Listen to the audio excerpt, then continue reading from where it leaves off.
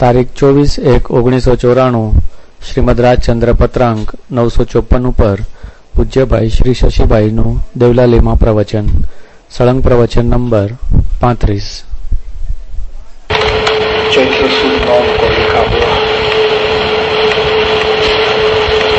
11 दिन के बाद देहांत हुआ।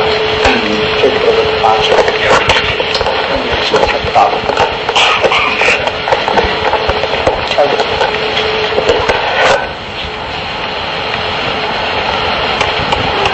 ओम श्री जीव परमात्मा ने नमः। इच्छे छेजे जोगी जन अनंत सुख स्वरूप मूल शुद्धते आत्मपद संयोगी जीव स्वरूप। जितने भी योगी हैं, योगी माने क्या? जो अपने उपयोग को आत्मस्वरूप में लगाते हैं उसको योगी कहते हैं।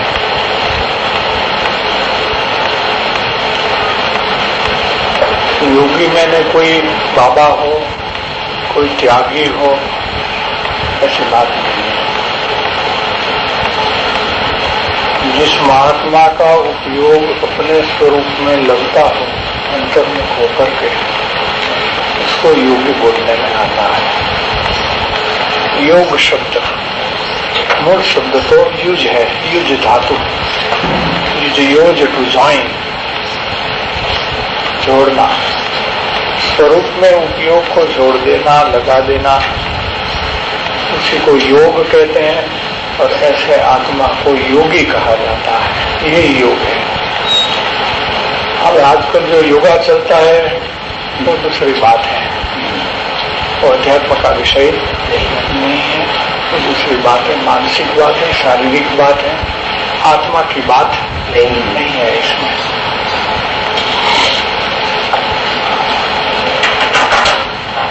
सभी योगी, जितने भी योगी हैं, ये सभी योगी जन अपना अनंत सुख स्वरूप को चाहते हैं। इच्छते हैं मतलब चाहते हैं कि हमें हमारा स्वरूप का ही योग हो, हम हमारे स्वरूप में ही लीन रहें, स्वरूप को छोड़कर हमारे परिणाम और कहीं नहीं लगे।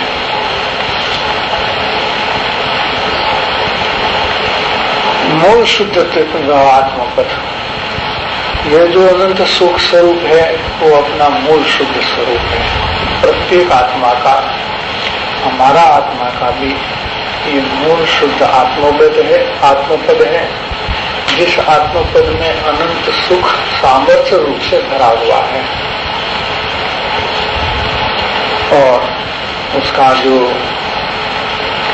प्रगट दशा है वो सामर्थ्य रूप है शुद्धात्मपद, और उसकी जो प्रगट दशा है वो संयोगी जीव स्वरूप है। संयोगी मैंने मन वचन काया का योग सहित जिसको मोक्ष होता है, जो जीव स्वरूप हो जाते हैं,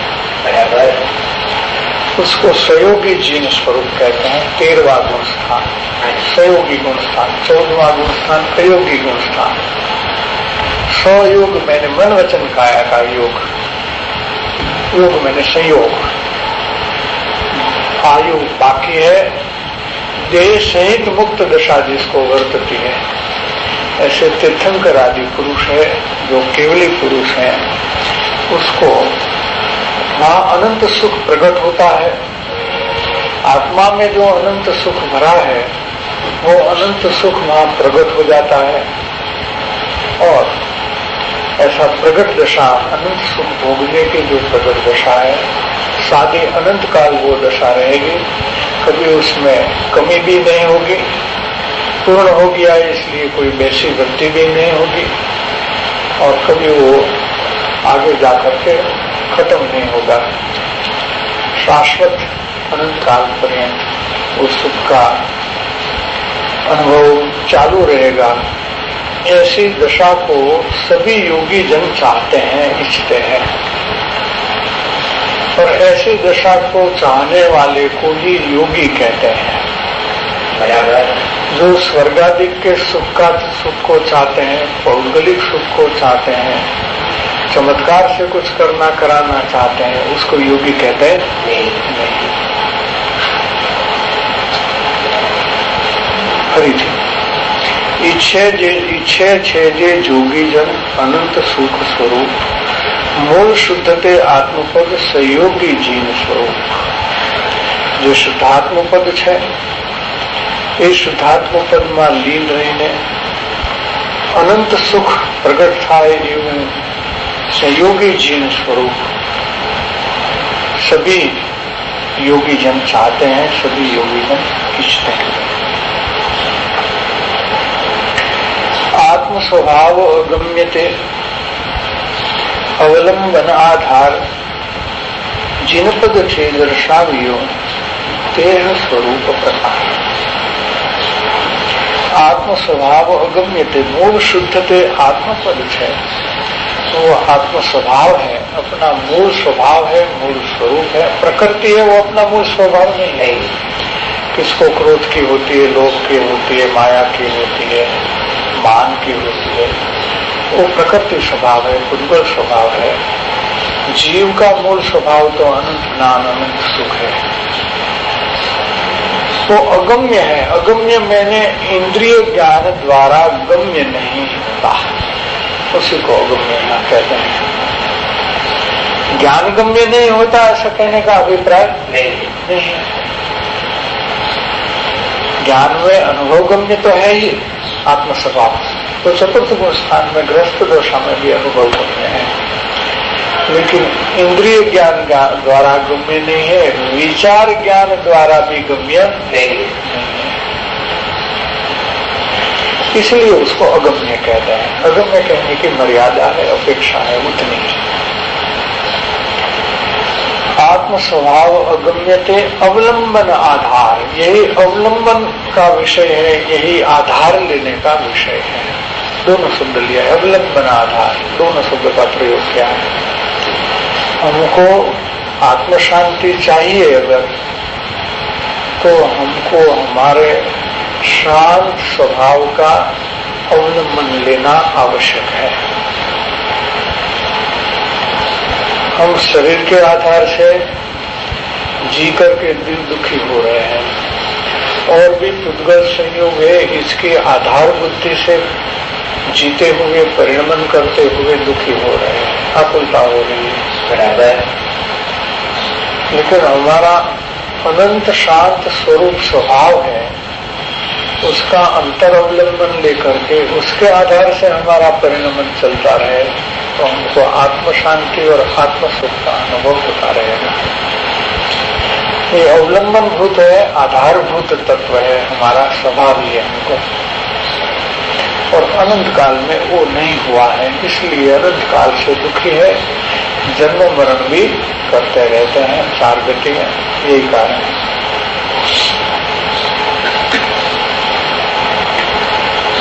आत्म स्वभाव अगम्यते अवलंबन आधार जिन पद थी दर्शावियो तेह स्वरूप प्रकाश. और जिन पद से स्वरूप को दर्शाया है. हम दृष्टांत लेते हैं इस विषय में कि 3 साल का बच्चा होता है, उसको हम बाल मंदिर में भेजते हैं. वहाँ उनको इनकी टीचर है, वो सब सिखाती है. तो उसको कलर की पहचान कराते हैं. तो पहले तो उसको मुंह से बुलाते हैं कि गुलाब का कलर, गुलाब का रंग गुलाबी होता है. वो बोल भी लेगा, अनुकरण करने की शक्ति है उसको. तो अनुकरण करो, क्या बोलो, क्या बोलता है कि गुलाब का रंग गुलाबी होता है. लेकिन गुलाब क्या है और गुलाबी रंग क्या है वो उसको पता नहीं है. ऐसे हम आत्मा आत्मा करते हैं, लेकिन आत्मा क्या है इसका हमें पता नहीं है. तो जिन मार्ग में आत्मा को दर्शाने के लिए जिन बिंब, जिन पद है, जिन प्रतिमा है, उससे उसको आत्म स्वभाव को दर्शाया है कि देखिए आत्म स्वभाव ऐसा होता है। ठीक इसी बच्चे को इसकी टीचर हाथ में गुलाब का फूल रख करके बोले कि देखिए बच्चों, ये गुलाब है और इसका कलर, इसका रंग गुलाबी है। आया समझ में? तो भूलेगा नहीं जीवन में। गुलाबी रंग को कभी वो विस्मृत नहीं कर सकता, भूल नहीं सकता, क्योंकि उसको प्रैक्टिकल नॉलेज हो गया। गुलाब का रंग गुलाबी होता है ऐसा थियोरेटिकल नॉलेज उसको बता दिया, बोल लेगा, लेकिन उसको पता नहीं है कि गुलाबी रंग कैसा होता है। लेकिन गुलाब दिखा करके बताओगे, सिखाओगे तो कभी भूलेगा नहीं। ऐसे हम आत्मा आत्मा करते हैं, लेकिन आत्मा अरूपी होने से और इंद्रिय ज्ञान से अगोचर होने से उनको, इंद्रिय ज्ञान वालों को आत्मा दिखाई नहीं देता है।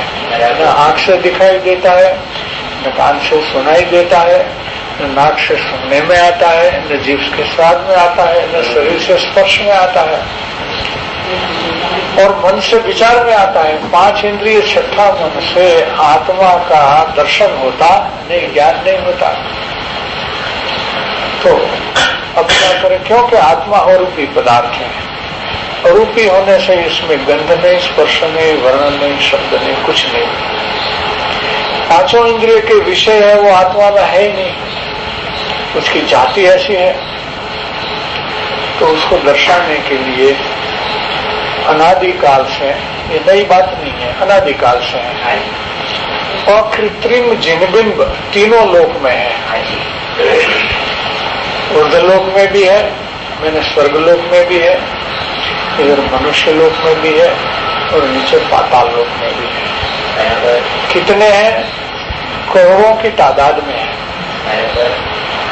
वो अनादि से है, किसी ने बनाया नहीं, किसी ने प्रतिष्ठा की नहीं, जिन मंदिर भी नहीं बनाया और जिन बिंब भी नहीं बनाया। अकृत्रिम जिन चैत्यालय और अकृत्रिम जिन बिंब शाश्वत है, अनादि अनंत है। ऐसी व्यवस्था एक कुदरत से बनी हुई है। देखिए तो क्या सबूत है इसका? वहां जाते हैं लोग, देवलोक, महादेव वहां जाते हैं, मनुष्य नहीं जा पाते, लेकिन देव तो जाते हैं, उनके पुण्य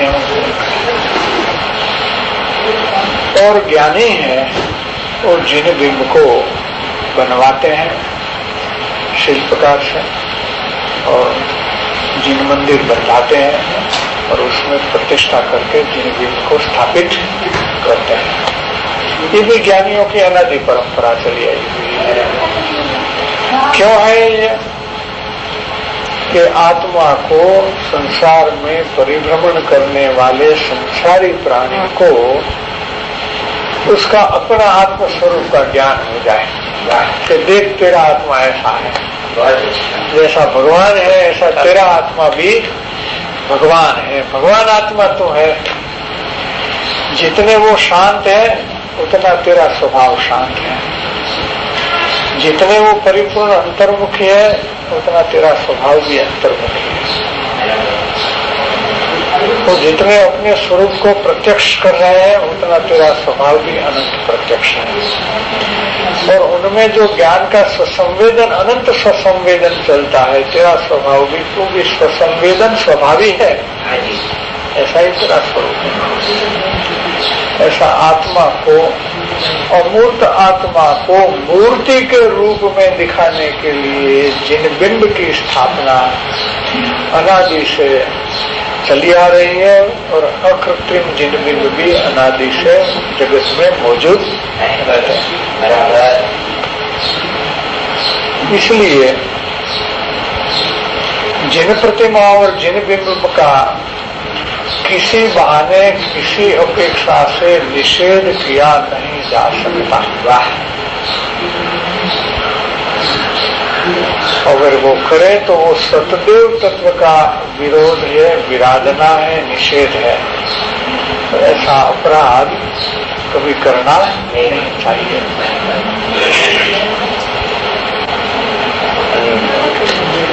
जिन पद थी दर्शावियो, आत्म स्वभाव किससे दर्शाया कि जिन पद से, जिनेश्वर का जो पद है, संयोगी गुण स्थान है, देह सहित है, उसकी मूर्ति बना करके वो दर्शाया है। देह स्वरूप प्रकार, उसी प्रकार का हमारा स्वरूप है, ऐसा दर्शाने के लिए यही प्रयोग किया गया है। वो ज्ञानियों के द्वारा किया गया है, अज्ञानियों के द्वारा नहीं किया गया है। उस विषय में अज्ञानी कुछ नहीं जानते हैं। भगवान की स्थापना के विषय में ज्ञानी जानते, उतना अज्ञानी कुछ नहीं जानते, क्योंकि अज्ञानी को खबर नहीं है कि ये क्या स्थापना है। ज्ञानी के पास नए ज्ञान है, और स्थापना है वो निक्षेप है। स्थापना निक्षेप, चार निक्षेप है ना, द्रव्य भाव, स्थापना और नाम, ऐसे चार स्थापना का नाम है। उसमें स्थापना निक्षेप है, वो जिन प्रतिमा के लिए स्थापना निक्षेप है। इसको स्थापना निक्षेप है कि नए का विषय को निक्षेप कहते हैं। जिसको सम्यक श्रुतज्ञान प्रमाण है, उसके एक अंश को नए कहते हैं, प्रमाण ज्ञान के एक अंश को, और उसी नए का विषय स्थापना है। इसलिए ज्ञानी ही जानते हैं कि स्थापना कितनी उपकारी है, स्थापना का उपकार कितना है, वो ज्ञानी ही जानते हैं।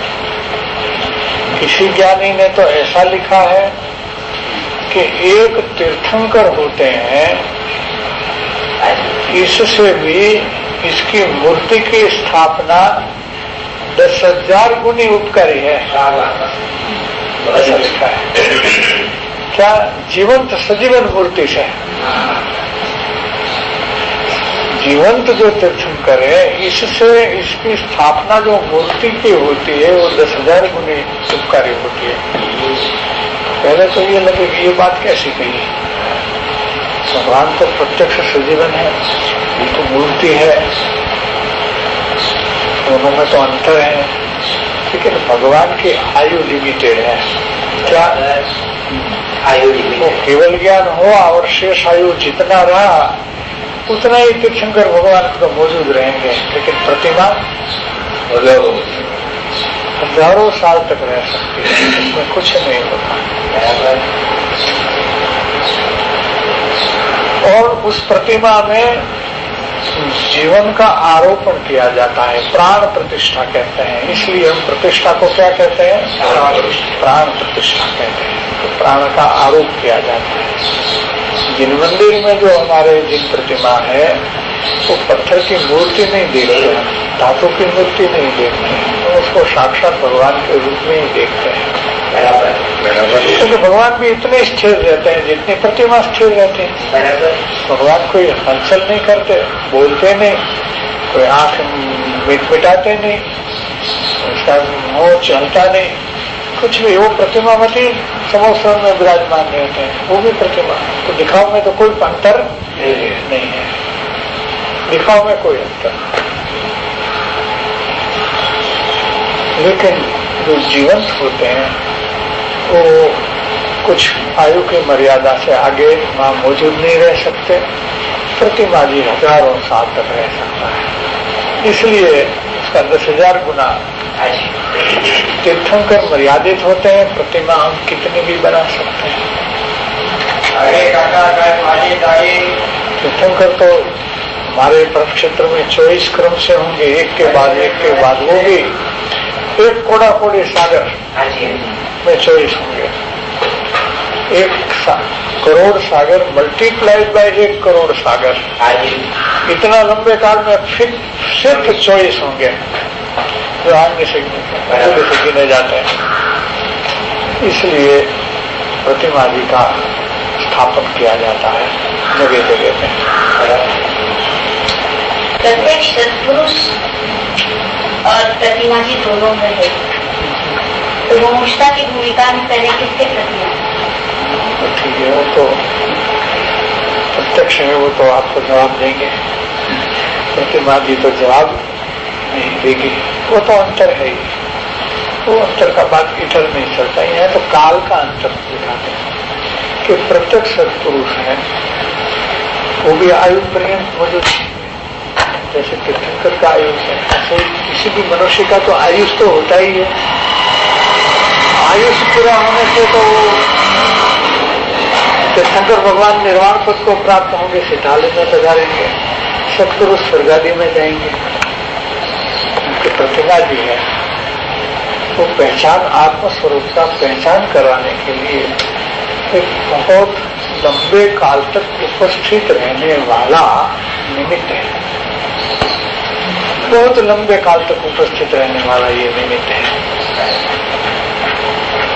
तो इसलिए इसका उपकार लंबे काल तक, काल के गिनती के हिसाब से 10,000 गुना बताया है, ये कारण है इसका। तो ये बात है उसमें जिन प्रवचन दुर्गम्यता, इसके पहले एक पद है, जिन पद निज पद एकता, भेद भाव नहीं काही, लक्ष्य थवाने तेह नो कया शास्त्र सुधार। ये पद बहुत महत्वपूर्ण पद है। देख भाई, जैसा जिन पद है ऐसा ही निज पद है। तेरा स्वरूप आत्म स्वरूप जिन पद है और तेरा स्वरूप में कोई अंतर नहीं है। भगवान योगेंद्र आचार्य ऐसा कहते हैं योग सार में कि आत्म स्वरूप में और जिन पद में कोई अंतर मानता है तो इससे बड़ा कोई पाप नहीं है। देखो, मिथ्या मान्यता का पाप सबसे बड़ा बताया है कि अपना आत्म स्वरूप को मनुष्य रूप में मान लेना क्या है? पाप, बड़ा पाप है। पाप इतना ही नहीं, बड़ा पाप है। मनुष्य नहीं है, आत्मा मनुष्य नहीं, आत्मा पुरुष नहीं, आत्मा स्त्री नहीं, आत्मा तिर्यंच नहीं, आत्मा देवनार की भी नहीं है। आत्मा पंडित भी नहीं, आत्मा मूर्ख भी नहीं, आत्मा गृहस्थी भी नहीं और आत्मा मुनि भी नहीं है। आत्मा रंक भी नहीं, आत्मा राजा भी नहीं, कोई आत्मा ऐसा नहीं है। ऐसा मानना ही बड़ा, सबसे बड़ा पाप है। योगेंद्राचार्य तनिक भी हो, कुछ भी फेर माने, थोड़ा तो फेर होगा नहीं। और यहाँ कृपालु जी क्या कहते हैं कि यही दर्शाने के लिए सभी शास्त्र की रचना हुई है। ज्ञानियों ने, आचार्यों ने, मुनियों ने जितने भी शास्त्र लिखे हैं ये यही कारण से लिखे हैं कि जिन पद निज पद एकता, भेदभाव नहीं का है, किसी भी प्रकार का उसमें भेदभाव नहीं है। ऐसा लक्ष्य होने के हेतु से, ऐसा लक्ष्य कराने के कारण से कया शास्त्र सुखदायक, सभी सुखदायक शास्त्र जो है वो कहे हैं, यही कारण से कहे हैं। इस पर से हमें विचार करना चाहिए कि हम शास्त्र पढ़ते हैं, दूसरी क्रिया में उतना हम नहीं उलझे हुए हैं जितना हम शास्त्र पढ़ने की क्रिया को करते हैं। वो भी एक क्रिया है, बाह्य क्रिया। तो शास्त्रकारों ने तो आत्मस्वरूप का लक्ष्य कराने के लिए जिन पद जैसा निज पद है उसी का लक्ष्य कराने के लिए ही शास्त्र तो लिखे हैं। अगर हम ऐसा लक्ष्य नहीं करते हैं तो शास्त्रकार का हेतु के विरुद्ध प्रवृत्ति हम करते हैं। शास्त्र पढ़ना, श्री गुरु का लिखा हुआ शास्त्र पढ़ना और श्री गुरु की आज्ञा विरुद्ध परिणमन करना, ये बात कहाँ से उचित होगी, कैसे उचित होगी? तो अनुचित बात है। लक्ष्य मैंने क्या? भाव भाषण। क्या भाव भाषण? लक्ष्य माने भाव भाषण। आत्म स्वरूप का भाव भाषण कराने के लिए शास्त्र लिखा है। और हम भावभाषण नहीं करेंगे तो हमने शास्त्र पढ़ने का कोई हेतु हमारा सिद्ध होता नहीं है, ये निरर्थक जाता है। शास्त्र की पढ़ाई सब अध्ययन सब निरर्थक हो गया। ये बात है, ये तो बहुत सुंदर लिखा है। सुखदायक ऐसे शास्त्र क्यों कहे कि लक्ष्य थवाने ते हनो केनो मैंने जिन निज पद को निज पद मैंने जिन पद जैसा निज पद है, कुछ भेदभाव नहीं है, ऐसा लक्ष्य होने के लिए ये शास्त्र लिखे गए हैं। और ऐसा ही लक्ष्य होने से शास्त्र का अध्ययन सार्थक होता है, अन्यथा निरर्थक होता है।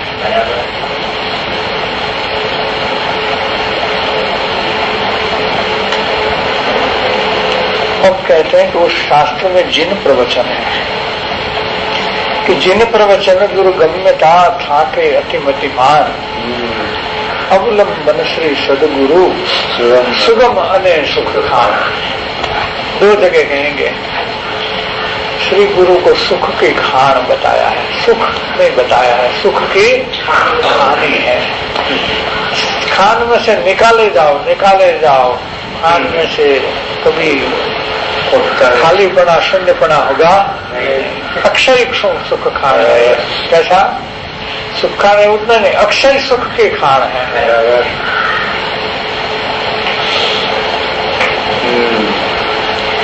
जिन प्रवचन दुर्गम्यता, जिनेन्द्र का जो प्रवचन है शास्त्रों में वो समझना आसान नहीं है, दुर्गम है। अपने आप से समझना दुर्गम है, सर्वथा दुर्गम है ऐसा नहीं है। श्री गुरु के उपदेश से समझना तो सुगम है, श्री गुरु की आज्ञा में रहकर समझना तो सुगम है, लेकिन अपने आप से समझना दुर्गम है। हमारे आत्मा ने 11 रूप पूर्व अनंत बार पढ़े हैं, लेकिन आत्मस्वरूप समझ में नहीं आया। तो अपने आप स्वच्छंद से पढ़े और श्री गुरु से तो अंतर्मूर्त में आत्मा समझ में आ जाए, एक ही वचन में आत्मा समझ में आ जाए, हो सकता है।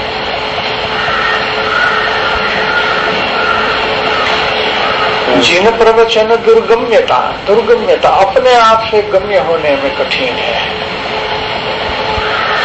था के अतिमतिमान, कोई कितना भी बुद्धिशाली नहीं हो, मतिमान मैंने बुद्धिमान, बहुत बुद्धिमान हो, तगड़ा क्षोषम हो, अपने आप से वो आत्मस्वरूप को जिन प्रवचन से समझ ले, ऐसा नहीं बनता। जिन प्रवचन समझाने के लिए गुरु चाहिए, आत्मज्ञानी गुरु चाहिए, इसके अलावा कोई दूसरा रास्ता नहीं। अवलंबन उसके आधार श्री सदगुरु है और इससे जिन प्रवचन सुगम होता है और सदगुरु का साधन भी सुगम है, जिन प्रवचन भी सुगम होता है, और इसलिए सदगुरु को सुगम सुख की खान कहने में आया है। भीतर में अनंत सुख का स्वभाव रूप आत्मा की सुख की खानी है और बाहर में सदगुरु सुख की खानी है। बस दो सुख की खान है, बाहर में भी सुख खान, अंदर में भी सुख खान। अब क्या चाहिए आपको बताइए? और तीसरा क्या चाहिए? तो फिर और हमें कुछ नहीं चाहिए। भीतर में हमारे आत्मा सुख खान चाहिए, उपयोग बाहर चले तो हमारे श्री गुरु सुगानी जी ने कहा ना, अरे विकल्प तुझे तेरी आयु प्रिय हो, क्योंकि वो विकल्प को मारना चाहते थे, विकल्प का नाश कर देना चाहते थे, तो विकल्प मरता नहीं था। बोले तेरे जिंदा रहना है, लगता है कि तुझे जिंदा रहना है, मिटेगा नहीं तो अगर तुझे तेरी आयु प्रिय हो तो श्री गुरु के चरण में ले चल मुझे, ये मेरी सुख के कारण तो वहां है, वहां मुझे ले चल तो तू जिंदा रह सकता है, तो मैं तुझे मारूंगा नहीं, फिर नहीं मारूंगा, हाँ ले जाएगा तो। वरना ये सदगुरु का दिया हुआ शस्त्र तुझे खत्म कर डालेगा, तो ये जिंदा नहीं रहे। उसने मुझे एक शस्त्र दिया है विकल्प खत्म करने के लिए, अगर तू वहां नहीं ले चलेगा मुझे तो मैं तुझे खत्म कर देगा। मेरे पास शस्त्र है गुरु का दिया हुआ। बहुत भाषा अलंकार से बात किया है।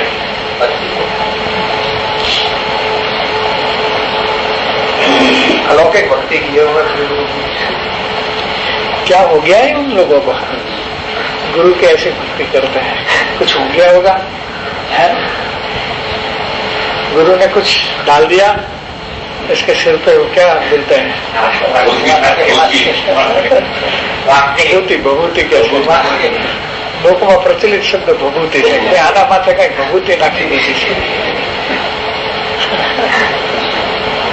श्री गुरु ने अनंत सुख की खान को बता दी है। अनंत सुख की खान को बतलाने वाले श्री गुरु को भी सुख खान कहने में आता है। देखो ऐसा ही कोई परिस्थिति बनती है। सदगुरु के लिए विकल्प शब्द, सदगुरु के पास जाने के लिए विकल्प क्यों कहते हैं? क्या कहें फिर बताइए आप, फिर उसको क्या कहना, कुछ नाम दे दीजिए उसको। खुद में और सदपुरुष में अंतर क्या?